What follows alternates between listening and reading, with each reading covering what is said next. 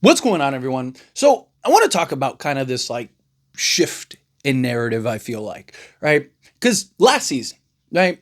Lakers, it was, as soon as recent as like a month ago, it was like if the Lakers get a center, they're a contender. Like an average. We were talking like Daniel Gafford and Nick Claxton and whatnot. And it was like, Lakers get that, watch out, they're a contender. They were the 3 seed last year with no center, no real center. Jackson Hayes, did great and filled in, but he's not a real starting center, right? So you had no real center towards the end of the season. You went through like 5 iterations of this Lakers team with the rookie head coach and everything, and still managed to be the 3 seed, right? Got into the playoffs and played the worst matchup, right? Again, I was on live streams, made videos about how the one team I didn't want to play was the Minnesota Timberwolves because it was a terrible matchup for the way we were constructed in that moment. I didn't mind playing them later on, but I didn't want to play them in round 1 when we're trying to figure stuff out and get Luka and LeBron for their first playoffs and, Austin Reeves and those 3 meshing. Also, how do we solve the lack of center position, right? Like, as the playoffs would have progressed, I think the Lakers would have figured that out more and more and better rather than just being thrusted into the fire. And it's like, here you go. You're playing the worst matchup for you in all of basketball, right? And even then, right? Okay, fine. Rough season. Let's get into the offseason. And the narrative was still, if the Lakers get a center, Nick Claxton, woo, this team changes. We got arguably the best center that we could have gotten. I don't even think it's arguably. I think it is out of all the names that were actually available. And he is a legit like top center in the league. Right? I'm not saying he's like top 3 or anything like that, but like what is he at worst? Top 10 center in the league? And this is a guy that's a career 17-10 guy that is looked at as lazy, unmotivated, this, that, and the other. Imagine what he is when he is bought in.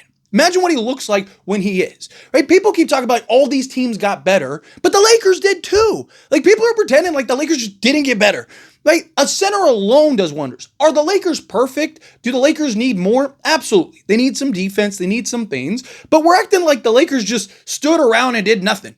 Right? Like we're acting like the Lakers just, like we're still waiting around for a center. You got the best center you possibly could have gotten for a Luka Doncic.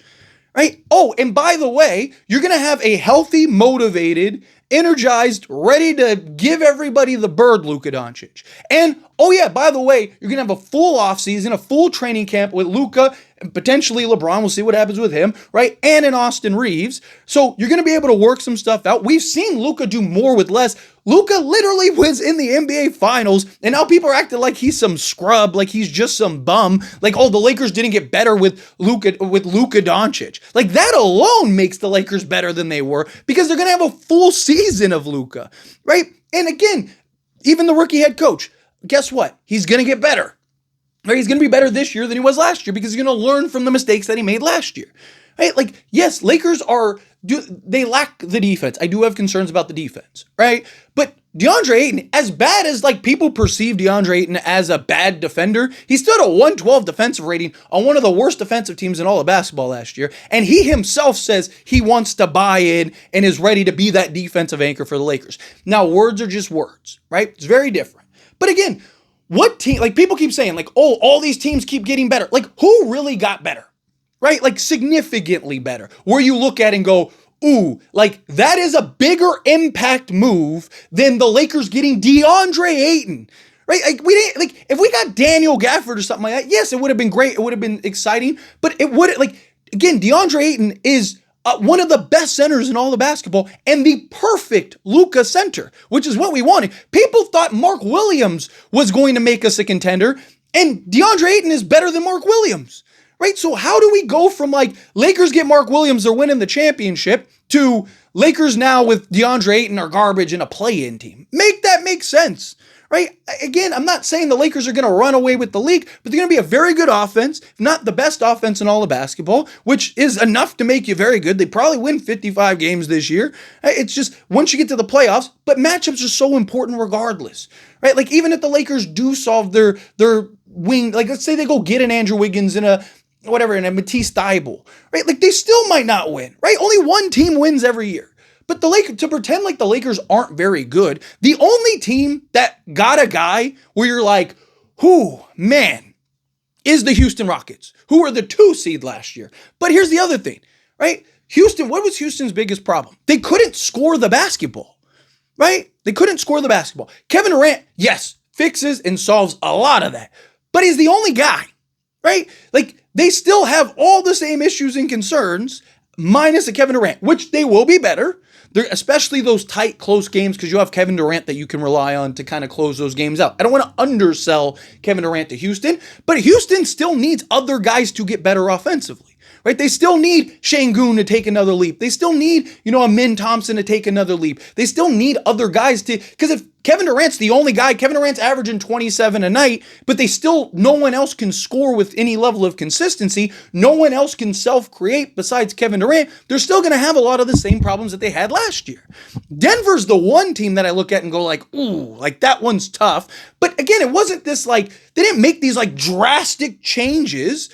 They moved off of a Michael Porter Jr. in place of Cam Johnson, which I actually think is a better natural fit for the Denver Nuggets. I actually like that move. I think that that's solid. And then they got Bruce Brown, who, when I said I wanted the Lakers to get Bruce Brown, everybody was telling me that he's washed up and trash and this, that, and the other, and why would you want that bum? But he goes to Denver, and now it's like, oh, Denver's making moves. But if the Lakers would have signed Bruce Brown, everyone would have been like, oh, Bruce Brown's washed. Why do you want Bruce Brown? Like, again, make it make sense. Right? And then Tim Hardaway Jr. If the Lakers would have signed Tim Hardaway Jr., everyone, again, same thing. Like, dude, what has that guy done in years since, like, the Knick days? Like, the guy hasn't done anything. Right? But if the Lakers would have traded for Deandre Ayton, the conversation and narrative would have been very different right now. The reason that the conversation of the Lakers landing Ayton isn't as positive as it is because he was bought out and signed with the Lakers, right? If the Lakers, people wanted the Lakers to trade for Ayton.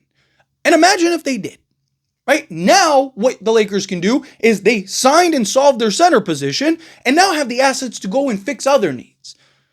Whether that's this offseason, whether that's at the trade deadline, whatever, we'll see, right? But the point is that if people just want the Lakers to make a trade, and I get it, like I want the Lakers to make a trade, but again, you got to make the right trade. Lakers are very limited in the assets that they have, right? So you can't get it wrong. You have to, whatever trade they make, it has to be the right move. Because, or moves, right? Can you get a Matisse Thybulle and an Andrew Wiggins? Like, yeah, that would be great, right? But again, Lakers have to be patient. I know people don't like when I say be patient, but again, so what was the alternative? The Lakers rushed to go make a move, right? Let's say they gave up Dalton Knecht the first and Rui Hachimura to go get Nick Claxton. And then Deandre Ayton ends up getting bought out. What are all of us doing? Fire Rob. Rob's trash. Oh my God. You could have gotten Deandre Ayton for free, but you gave up all of our assets for Nick Claxton, blah, blah, blah. But in the moment, everyone would have been like, oh, that's it. Lakers, they get Nick Claxton. Why? Because they traded for Nick Claxton rather than just getting him for free. That's really what this is boiling down to. Like, people are sleeping on Deandre Ayton because he was bought out by Portland because he didn't want to be in Portland. He never wanted to go to Portland, right? Like, that wasn't on his list of destinations. Right? What was he the last time he was on a winning team and a contender? And not the guy, right? Like he was in Portland.